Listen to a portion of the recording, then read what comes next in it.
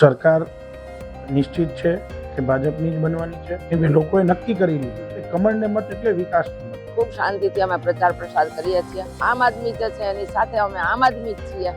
એની પાસે આજે પ્રચાર કરી શકે એવા કાર્યકર્તા પણ નથી અને હજુ પણ એવું કહે છે કે અમે અમારી જીત નિશ્ચિત છે. પોરબંદર સ્થાનિક સ્વરાજની ચૂંટણીના દિવસો ચાલે છે.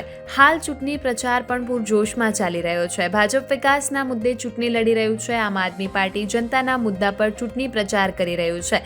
જો કે આપના ઉમેદવાર કટાક્ષ કરતા કહે છે કે અમે સંઘજો પ્રચાર નથી કરતા, અમે સામાન્ય લોકોના મુદ્દે પ્રચાર કરીએ છીએ. પોરબંદરમાં કુલ 13 વોર્ડ મહાનગરપાલિકામાં સમાવવામાં આવેલા છે, જેમાં સૌથી વધારે ચર્ચામાં છે વોર્ડ નંબર 9, કારણ કે અહીં આમ આદમી પાર્ટીના શહેર પ્રમુખ અને ભાજપના પૂર્વ જિલ્લા ભાજપ પ્રમુખ, શહેર ભાજપ પ્રમુખ ચૂંટણી લડે છે. બંને પક્ષો ચૂંટણી પ્રચાર ચાલે છે કારણ કે વોર્ડ નંબર 9માં વ્યાપારીઓ અને મહાજનો સૌથી વધુ વસવાટ કરે છે, એટલે આખા શહેરના 13 વોર્ડ કર્યા બધું ચર્ચામાં આ વોર્ડ રહે છે. અમે 4 દિવસથી ચૂંટણી પ્રચાર કરીએ છીએ. અમે આમ આદમી પાર્ટી છે. અમે કોઈ ધૂમધડાકા કે લોકો અંજાય એ રીતે પ્રચાર નથી કરતા. લોકો સત્તા પક્ષથી થાકી ગયા છે, એમને બોલાવે છે અને પરિવર્તન કહે છે, પોતાની વ્યથાઓ કહે છે. ભાજપના નેતાઓ ઠાલા વચનો આપે છે. ચૂંટણી પ્રચારમાં આમ આદમી પાર્ટી ઓછા લોકો અને શાંતિપૂર્ણ પ્રચાર કરી રહ્યા હોવાની વાત કરે છે અને સામેના ઉમેદવારના નામ લીધા વગર કટાક્ષ કરી રહ્યા છે. જો કે આપના ઉમેદવાર વોર્ડ નંબર 9ના અને 13માં નંબરમાં બંને જગ્યા પર ઉમેદવારી કરી પોતાના પ્રચારમાં મશગુલ છે. 13 વોર્ડ અને 12 ઉમેદવાર બિનહરીફ ચૂંટાઈ ગયા છે. હજુ બાકી 41 બેઠકો ભાજપ જીતવાનો છે. અમારો એકમાત્ર વિકાસ છે એ એજન્ડા સાથે ઉમેદવારો ચૂંટણી લડી રહ્યા છે. ભાજપ પોતાના વિકાસના મુદ્દા લઈ લોકોની વચ્ચે જાય છે. ડોર ટુ ડોર પ્રચાર કરી પોતાની સરકારે કરેલા કામોની વાત કરે છે. આવનારા દિવસોમાં શહેરનો વિકાસ કરવા માટે મત માંગી રહ્યા છે. જો કે ભાજપ પાસે કાર્યકર્તાની ફોજ છે, જ્યારે આમ આદમી પાસે જેટલા કાર્યકર્તા એટલા ઉમેદવારો છે. હાલ અમારો પ્રચાર વોર્ડ નંબર 9માં છે. આમ આદમી પાર્ટી પાસે ઉમેદવારો નથી અને લડવાની ક્ષમતા નથી. લોકો ભાજપ પર વિશ્વાસ કરે છે, કામો કરેલા છે, વિકાસ થવાનો છે. આપની ઝાડુ આપની સફાઈ કરી દેશે. આપના ઉમેદવારો લોકોને છેતરવા આવ્યા છે. હાલ તો ચૂંટણી પ્રચારની ગતિ વધી છે અને 12 જેટલી સીટો બિનહરીફ થઈ છે. ભાજપને સત્તા હાસિલ કરવા હજુ 41 બેઠકો પર બાકી છે. માંથી 18 જેટલી સીટો જીતવી જરૂરી છે. જો કે બંને પક્ષે પ્રચારમાં કોઈ કચાશ નથી. બંને પક્ષના ઉમેદવારો એડી ચોટીનું જોર લગાવી સત્તા મેળવવા પ્રયાસ કરી રહ્યા છે. આમ આદમી પાર્ટી આજે છેલ્લા 4 દિવસથી પોતાના 30 ઉમેદવારો સાથે મેદાનમાં છે અને ખૂબ શાંતિથી અમે પ્રચાર પ્રસાર કરીએ છીએ. લોકો સાથે જઈએ છીએ, લોકો સાથે બેસીએ છીએ, વાતો કરીએ છીએ. અમારો મુદ્દો ધૂમધડાકા, આટલા માણસોને લઈ જવા, હોર્ડિંગ્સ લગાવવા એ કરીને લોકોને ભટકાવવાનો નથી. લોકો આવા બધામાં ભટકાઈ જાય એટલે અમારે મુદ્દો એ નથી. આમ આદમી જે છે એની સાથે અમે આમ આદમી જ છીએ અને અમે એ રીતે જ અમારો પ્રચાર પ્રસાર એમની સાથે મળીને જ કરીએ છીએ. લોકોની રજૂઆત હોય છે કે પ્રાથમિક જરૂરિયાત છે લોકોની, રોડ, રસ્તા, પીવાનું પાણી, ગટર, સ્વચ્છતા, એ બધા પર અટાણે ધ્યાન દેવાતું જ નથી. તો એ લોકો કહે છે કે બસ અમારી આટલી ભૂલી છે અને અત્યાર સુધી કોઈએ ધ્યાન દીધું નથી અને તમે અમારા મુદ્દા સમજો છો, તમે અમારા સાથે 4 મહિનાથી લડો છો, એ અમને બધાને ખબર છે. એટલે અમે અમારી સંવેદનાઓ તમારી સાથે જ છે. પોરબંદરની જનતા મન થાય એ રીતે જ વર્તન કરે છે. કોઈ ગમે એટલા ભટકાવે કરે તો પોરબંદરની જનતા ભટકાતી નથી. એમને જે કરવું છે એ જ કરશે અને જનાદેશ સર્વમાન્ય છે. અમે વોર્ડ નંબર 9ની તમામ ઘરનો સંપર્ક કરેલ છે.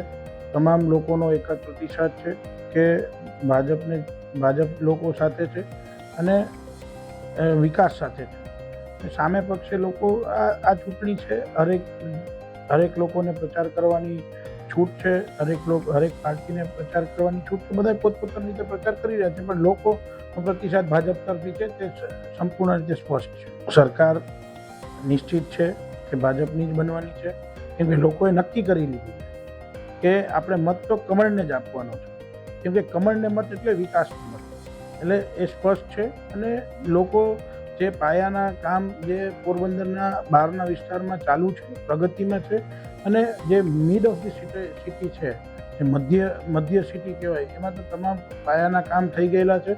પણ કોર્પોરેશન આવતા જે નવા કામો કરવાના છે એ ઘણા બધા છે. અમારા પાર્ટીના મેનિફેસ્ટોમાં તમામ કામોની યાદી છે. એમાં મુખ્ય કામ સ્ટ્રીટ લાઇટ, સ્માર્ટ LED વાળી સ્ટ્રીટ લાઇટ નાખવાની છે. તમામ મંદિરોનું નવીનીકરણ કરવાનું છે. તમામ ફુવારા છે ગામના એ નવા કરવાના છે. એવું ઇન્ફ્રાસ્ટ્રક્ચર, લાઇબ્રેરી બનાવવાની છે નવી. આ બધું જ ઇન્ફ્રાસ્ટ્રક્ચર નવું બનાવવાથી પોરબંદરનું પર્યટક 100% વધવાનું છે. અને પર્યટન જો ટુરિસ્ટ આવશે તો લોકોને રોજગાર વધુ મળશે. પોરબંદરમાં જ્યારે પોરબંદર કોર્પોરેશનની ભારતીય જનતા પાર્ટીની સરકાર બનશે ત્યારે આ એક આખા ભારતમાં ડબલ એન્જિન સરકાર છે. દિલ્હીની સરકાર, ગુજરાતની સરકાર અને અહીંયા એક અમે આ એન્જિન જોડી દઈશું એટલે એનાથી ટ્રિપલ એન્જિન સરકાર થઈ જશે. અને એ સરકાર દ્વારા ખૂબ જ સારા કામો કરવામાં આવશે અને એ લોકોના હિતમાં હશે અને ગામના હિતમાં હશે એવા જ કામો કરવામાં આવશે. પોરબંદર જિલ્લા ઉપપ્રમુખ કપિલ કોટેચા, હાલ જે ચૂંટણીની પ્રક્રિયા ચાલી રહી છે એમાં પોરબંદર જિલ્લામાં કુલ અમે 20 સીટ ઇનેરિપ થયા છે અને પોરબંદર મહાનગરપાલિકામાં 11 છે. એટલે સંપૂર્ણ રીતે પોરબંદર શહેર, તાલુકો અને જિલ્લામાં બધી જ રીતે અમે 100% સીટ ઉપર કબજો કરવાના છીએ અને લોકો અમારી સાથે છે. ભારતીય જનતા પાર્ટીની જીત એ નિશ્ચિત જીત છે અને ખાસ કરીને અન્ય પાર્ટીઓ કે જેની પાસે કોઈ એ ટાઈપના ઉમેદવાર નથી કે જેના નામથી મત મળે, એની પાસે આજે પ્રચાર કરી શકે એવા આટલા કાર્યકર્તા પણ નથી. પત્રિકા દેવા માટે હજી સુધી 25% વિસ્તારમાં જ પહોંચ્યા છે અને હજુ પણ એવું કહે કે અમે અમારી જીત નિશ્ચિત છે. અમુક ઉમેદવારો બીજી પાર્ટીના જે છે, વિરોધ પાર્ટીના, એ પોતાની ડિપોઝિટ બચાવવા માટે અત્યારે બરણીયો પ્રયાસ કરે છે. અમારી પાસે આવીને વિનંતી કરે છે કે અમારી ડિપોઝિટ બચી જાય એટલું અમને સહકાર આપજો. એટલે ભારતીય જનતા પાર્ટીની જીત નિશ્ચિત છે. કમળ સિવાય કોઈને ક્યાંય વસ્તુમાં રસ નથી.